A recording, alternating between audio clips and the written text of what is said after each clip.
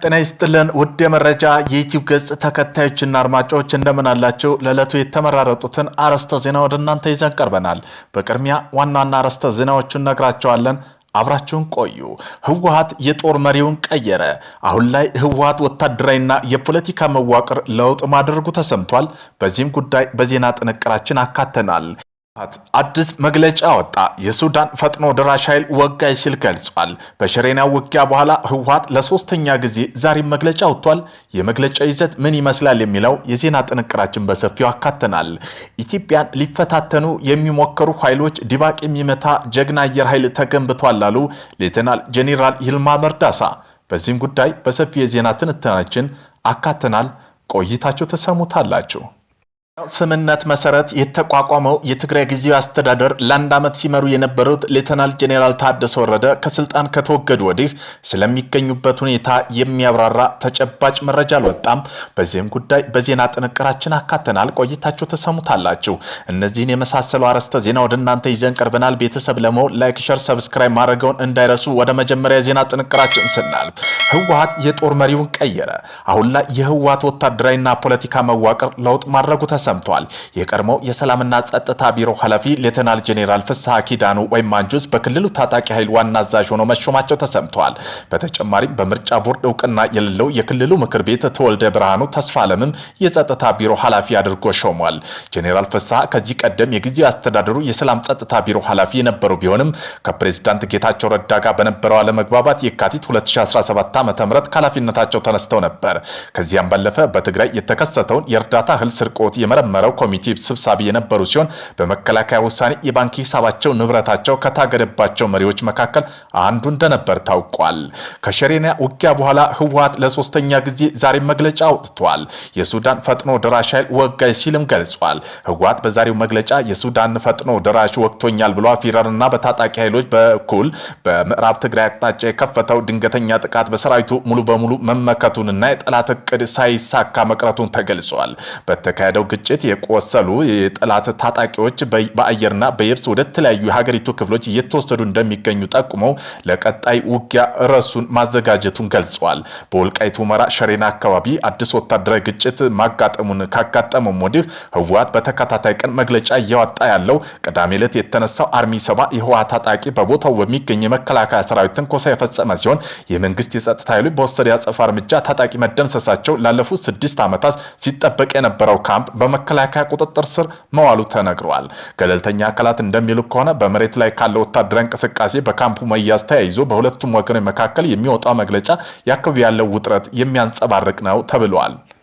ኢትዮጵያን ሊፈታተኑ የሚሞክሩ ኃይሎች ድባቅ የሚመታ ጀግና አየር ኃይል ተገንብቷል ሲሉ ሌተናል ጄኔራል ይልማ መርዳሳ ገለጹ። በኢፌዴሪ አየር ኃይል የሶስተኛ አየር ምድብ ላስመዘገበው የላቀ የግዳጅና የስራ አፈጻጸም ስኬት አስመልክቶ በድሬዳዋ ከተማ የሚገኘው የምድቡ ጠቅላይ መምሪያ እውቅና ምስጋና መርሃ ግብር አካሂደዋል። በመርሃ ግብሩ ላይ የተገኙት የኢፌዴሪ አየር ኃይል አዛዥ ሌተናል ጄኔራል ይልማ መርዳሳ አሁን የምንገኝበት ዘመን የውጊያ አካሄድን ስልትም ለመገመት የሚያዳግት መልኩ በፍጥነት እየተቀያየረ መምጣቱንና በቀጠናቸው ያለው የአየር ኃይል አስተላለፍ ተለዋዋጭና ኢተገማች መሆኑን ጠቁመዋል።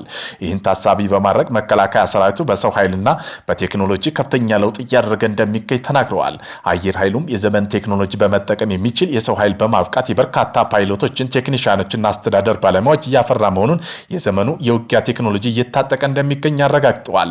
ሶስተኛ የአየር ምድብ የሪፎርም አካል በመሆን በርካታ ስራዎች እያከናወነውና ልዩ ታሪክ ያለው መሆኑን ጄኔራል መኮንን አንስተዋል።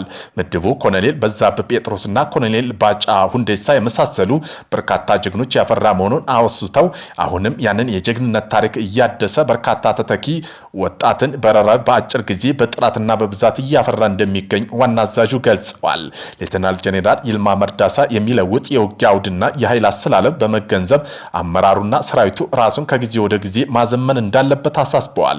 ኢትዮጵያ ሊፈታተኑ የሚሞክሩ ጠላቶች መመከትና ድባቅ መምታት የሚያስችል ጀግና ተቋም መገንባት ገልጸው የምድብ አመራሮች የሰራዊት አባላት ግዳጁን አመራሮች በጀግንነት በስኬት በመውጣታቸው ሲኮሩ እንደሚገባና በቀጣይም ታላላቅ ተልእኮች እንደሚጠበቁ በመረዳት በሁሉም ረገድ ዝግጅቱን በማጠናከር እንደሚያስፈልገው አስገንዝበዋል። የፕሪቶሪያው ስምምነት መሰረት የተቋቋመው የትግራይ ጊዜያዊ አስተዳደር አንድ ዓመት ሲመሩ የነበሩ ሌተናል ጄኔራል ታደሰ ወረደ ከስልጣናቸው ከተወገዱ ወዲህ ስለሚገኙበት ሁኔታ የሚያብራራ ተጨባጭ መረጃ አልወጣም።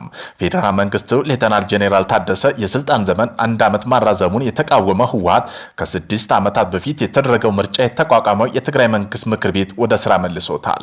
ምክር ቤቱ የህወሓት ሊቀመንበር የሆኑት ዶክተር ገብረጽዮን ገብረ ሚካኤልን የክልሉ ፕሬዝዳንት አድርጎ በመምረጡ አይዘነጋም።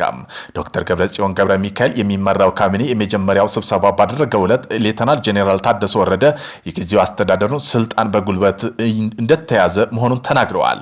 በዕለቱ ፕሬዝዳንት ጽሕፈት ቤት የፌስቡክ ገጽ ባወጣው አጭር መግለጫ ተመርጠናል የሚሉ አካላት ዛሬ የክልሉ ጊዜያዊ አስተዳደር የካቢኔ ስብሰባ አዳራሽ የካቢኔ ስብሰባ መጀመራቸው ተገልጾ ነበር። እነዚህ አካላት አመራርነት የተመረጠው ችግር በውይይትና የጋራ መግባባት እንዲፈታ የቀረበውን ጥሪ ወደ ጎን በመተው እንደሆነም በማንሳት ወቅሰዋል። በመሆኑም የካቢኔው ስብሰባ የተጀመረበት ቀን ቀጣይ አደገኛ መንገድ የተጀመረበት ዕለት እንደሚያደርገው ገልጸው በዚህ ምክንያት ለሚከተለው መዘዝ ተጠያቂና የጊዜው አስተዳደር ስልጣን በጉልበት እየያዘ ያለው ኃይል መሆኑን መግለጽ ፈልጋለሁ ሲሉ ማስጠንቅቀው ነበር። ይህ የመጨረሻ መልእክታቸው ካስተላለፉ በኋላ በምን ሁኔታ እንደሚገኙ የብዙሃን ጥያቄ ሆኗል። ቢቢሲ ትግረኛ ሁኔታውን ለማጣራት ጥረት ሲያደርግም ቆይቷል። ረቡዕ ዕለት የኢትዮጵያ አሜሪካ አምባሳደር ኤርቨን ማሲንጋ ወደ መቀሌ መጓዛቸውን ተከትሎ ሌተናል ጄኔራል ታደሰ ወረደ በምን ሁኔታ ለማወቅ ተጨማሪ ጥረት ተደርጓል። መጀመሪያ ጊዜ ጉዳዩን ከሚያውቁ የቅርብ ምንጮች ተጨባጭ መረጃ ማግኘት ተችሏል።